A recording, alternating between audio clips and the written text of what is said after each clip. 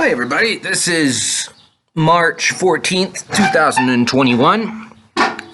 I felt the need, not the need, just a new aspiring hobby. I decided to put up stories of my ongoing life and love of music. So, like things that happened to me in the bands I've been in. I haven't been on that many bands. I'm in a new one right now called Jaga Khan. Very happy with what's happening with that one. But I looked back at everything that's happened because I've been playing guitar since I was 15 years old, and playing even before that, but like actually taking the guitar seriously, like electrically speaking, was around 15, 16. I think 16, 17, something like that. So I've been playing for almost like 20 years. Almost 20 years. Damn, I'm old. But the first one I wanted to talk about was the first time I ever played on stage. Now, there's two different ones. I popped my singing cherry in one band, and I popped my guitar playing cherry in another. I'm going to talk about the guitar one today. So I was in both bands, the first two bands I was ever in my whole life.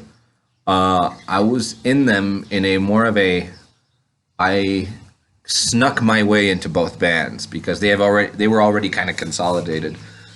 And I was like, I don't know, I was like 16, 17, I think. And there was this one band that my cousin Dago and Abraham had with their friends Rafa and Wagner and sometimes Chan, sometimes Eric. And they played like strictly Metallica covers. They played other songs from other bands, but like 98% of the time it was Metallica songs.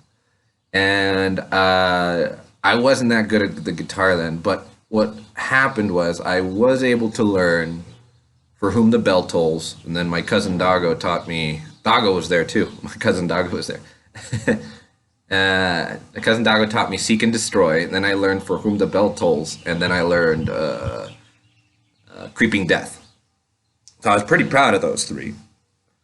I wasn't playing them that good, but I could play them fast enough and keep up with them. I couldn't play the solos. None of us could play the solos. We just pretended we could. We would just squiggle on the fretboard. And and I would go to the band practice with them, and they would play like, I don't know, like 10, 12 songs when they would practice. And when it was ever those three, Wagner, one of the guitar players, would let me, like, half because we were friends, half because out of pity, I would say, that he would let me play some of those songs. And I would just, even if we were in this really tiny room in Rafa, the drummer's house, practicing, we'd go out with our ears ringing for like 3-4 days. We only had like 15-watt amps. And I would play my heart out. Like, I'd play if we were like in front of 20,000 people. I would headbang. I would almost hit everybody. We were all sweating like pigs, and some of them were smoking, so it's just a big cloud of smoke. And I would go buck wild because it was like my first interactions, like playing an instrument with another group of people. It was a dream come true because I never had that chance. Like, I never thought I was good enough to do that, and then these guys gave me the chance. I think we went through like two names. I think the first two I remember is Fixer and Cancer. And so, as luck would have it, we had a chance to play. There was like these 5 bands playing one night at this very old bar.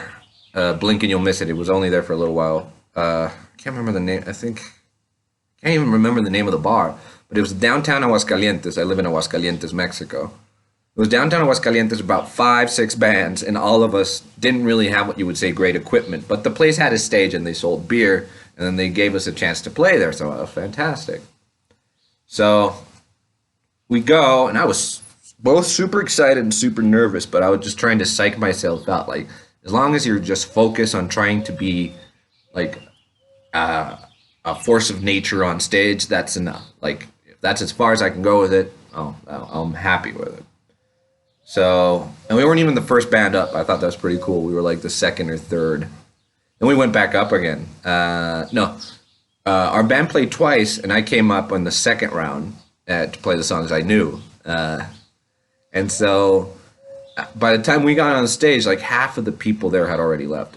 Like, let me tell you right now, and this is not with any level of malice, but all 5 bands that were there were garbage. We were all horrible. Like, it really felt like all the people there had just started playing guitar and drums like 2 weeks ago.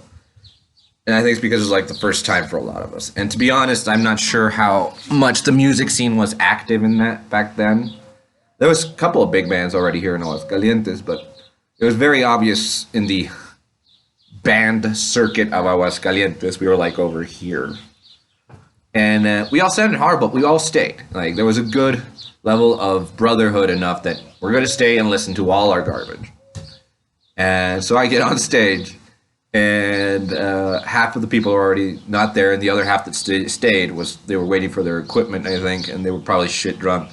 So we march into For Whom the Bell Tolls, Seek and Destroy, and Creeping Death. I love playing Creeping Death because it was so fast and so angry. And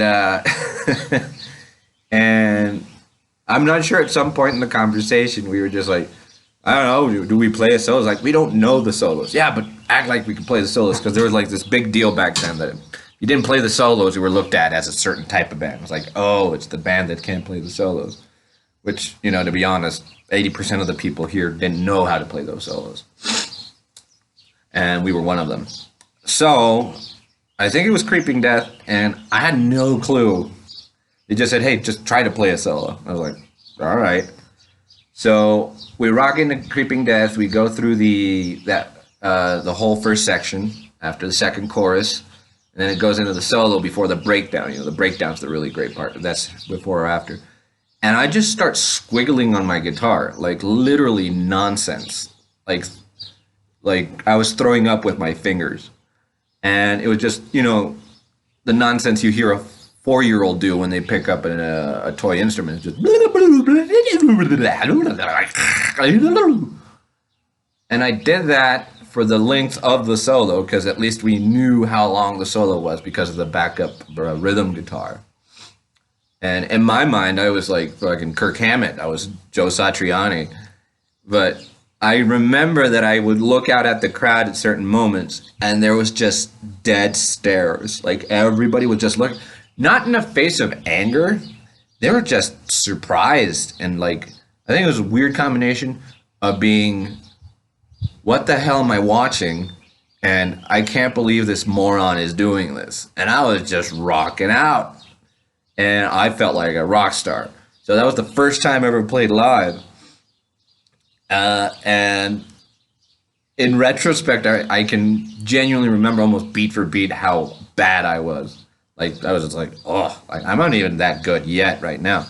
But I just remember then, and I was just like, oh my God, people had to tolerate me on a guitar for basically 20 minutes.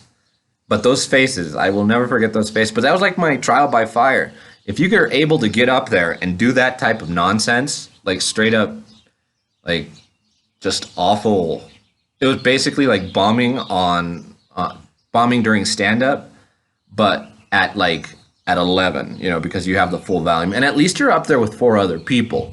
So there's this weird defense system that is created there. But if you're able to get on stage and have people look at you the way they looked at us for those 2 minutes I was playing that, no, not even 2 minutes, it was like 1 minute of guitar solo, then you can do this, okay? You could totally do this. But that was really fun. Went back home super stoked.